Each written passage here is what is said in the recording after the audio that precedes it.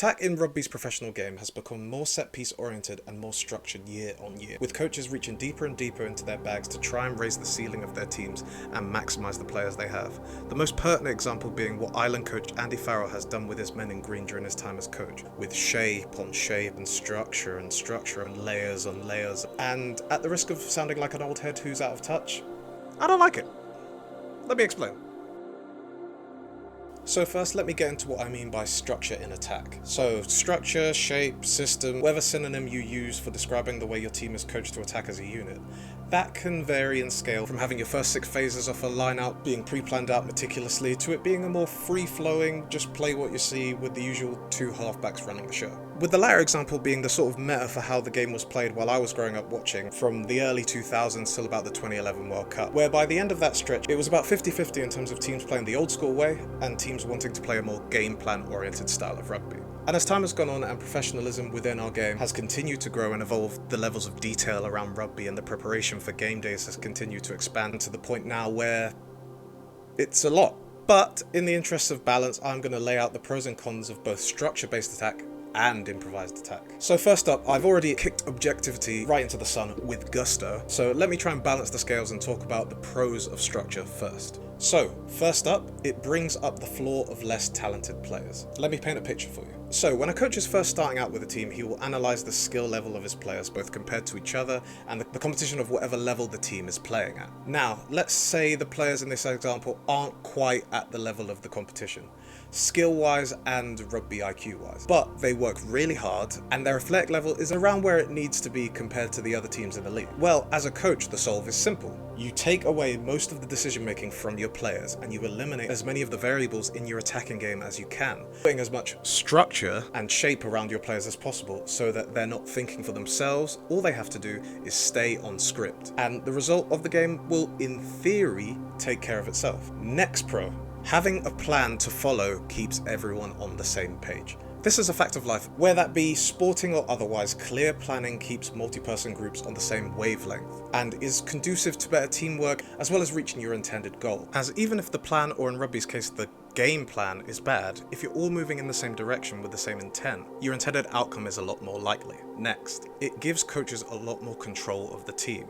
Now this is two-pronged. The first part is this extra control for the coach allows them to implement the tactics and strategies that they believe in a lot more effectively, allowing them to go into levels of detail that unstructured play just doesn't allow due to the variables it creates. But what this also does, and the second prong of this pro, is it allows coaches to be more accountable for how their teams are playing, so they can explain to their superiors every single decision their team makes in games and ultimately covers their backs for when they inevitably have an important loss, as all good coaches do, and that game that they lose will be dissected and picked apart from every angle by whoever they answer to, because that's just the nature of how bosses and our world works. Now the last pro for structured attack is, it allows you to fit more types of players into your system. So now that rugby is becoming more and more of a squad-based game at the top level thanks to the innovations and depth of teams like the Springboks, to try and keep up, you need more players capable of playing at a high level and not having to account for players who have various different idiosyncrasies and nuances. In this case, can be seen as a positive. So you as a coach can basically be like, this is how we play.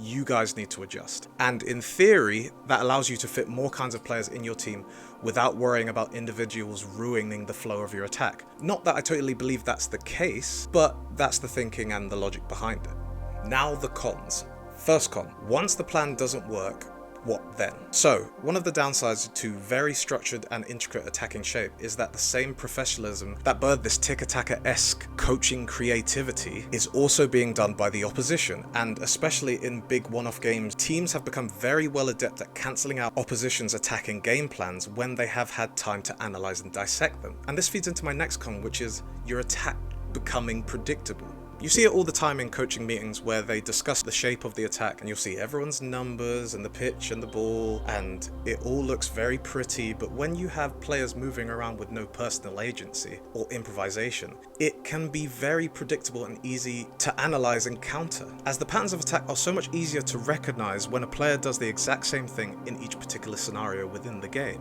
which leads to my next two cons, which are kind of intertwined, so I'll just say them at the same time. There's no room for creativity and players end up playing within themselves. Structure in rugby can have the unintended consequence of capping players' personal creativity in attack, and those spontaneous moments of brilliance from players can be coached out of them, and they'll start to play within themselves, afraid to go off script for fear of being dropped for making a mistake, or just the fact that they're not following the game plan, which unfortunately sometimes stupidly does happen. And it can lead to a very conservative and cagey attacking environment, and an example of this would be what was happening with England's attack early in the Six Nations before the players asked to be given a bit more freedom and to play a bit more. Speaking of that, let's go into the pros of improvised attack. First up, your attack is harder to prepare for. How can you analyze what you can't see coming? If we don't know what we're going to do, how do you know what we're going to do? Now obviously teams will have their basic structure, even at its most improvised, but the nuances and little intricacies and improvisations that happen in games are extremely difficult to prepare for as an opposing coaching staff, due to the next pro, which is that it's player-led. I often think that in terms of sports, when things are player-led, they are often both more likely to get done regularly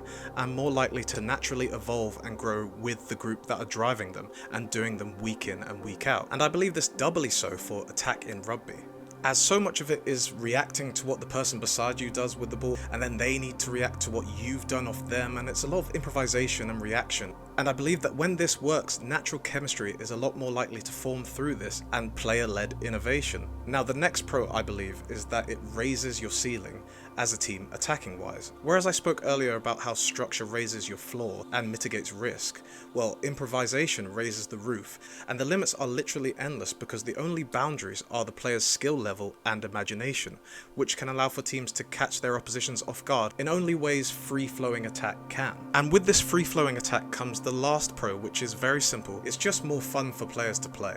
And with more fun comes more buy-in and more enthusiasm. And with more enthusiasm comes teams being much easier to coach, which brings more buy-in, and with that will ultimately come more productive results. Now, saying all that, there are buts, and those are that, put simply, it can get out of hand very quickly. This meaning too much freedom can lead to some very mad stuff and players being very disorganized. This is especially evident when the team has slow ball to work with, as the attack just sort of looks at each other like, do you want to go? I'll go. No, please, you go. Which leads to the next con, which is if you don't have skilled enough players, it doesn't work. It's all well and good preaching free thinking and just play what you see, but if you don't have the personnel and skill level to do it, it will go very badly very quickly, which can lead to players either doing too much or not enough, which can make both coaches and players look a lot more average than they actually are. And as a coach, that's a nightmare. And it leads into the next con, which is that as a coach, you are not really in control. You are more of a conduit for your players being the best version of themselves, and you sort of just have to let them take the wheel and hope for the best. You can try and steer them down different paths, but they're in the driver's seat and your fate is in their hands, which is harder to explain to your superiors when things go wrong, which, as I touched on earlier, is never a great place to be in, no matter what industry you're in or scenario. Now, my personal opinion after what I believe are objective pros and cons is that if improvised attack in its best form played against structured attack in its best form, improvised would be superior. On a very logical level, the speed of an improvised attack will always catch the defense more off guard in the professional game due to all the analysis done in the modern pro game. And throwing different stimulus at the defense than what they're used to or what they've prepared for will always have a slight edge. And on a more philosophical note, I believe in attack you're only as strong as your best attacker, and so I believe you should never shackle your creative players too much, as they're the tip of the spear in your offense. So wherever they're going, get the rest to follow and help out. Players like Cipriani, Quade Cooper and Finn Russell shouldn't be overcoached because it defeats the point of what they are. And it's why Dupont makes France a different animal when he's on the team. He leads and the team follows.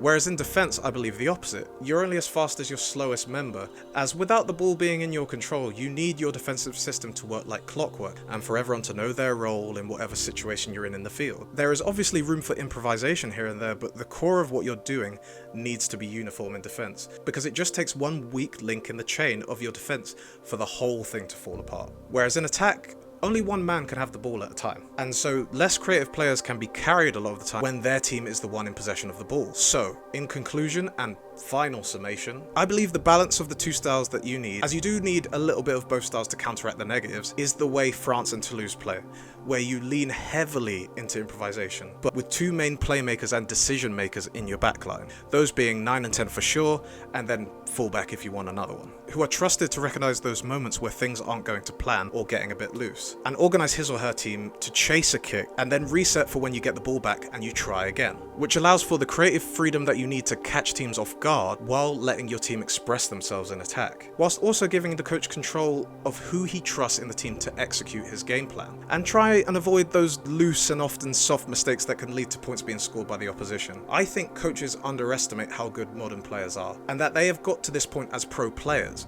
by expressing themselves in attack, and to completely put them in a box, especially at the top level, doesn't sit right with me. As I believe attack to be like jazz, as when it's good, it's some of the best music I've ever heard. But if it's not going well, it can sound like the band's just warming up for an hour. But with a little sprinkling of structure and shape to keep everyone on the same page and moving in the right direction, it can really be something special.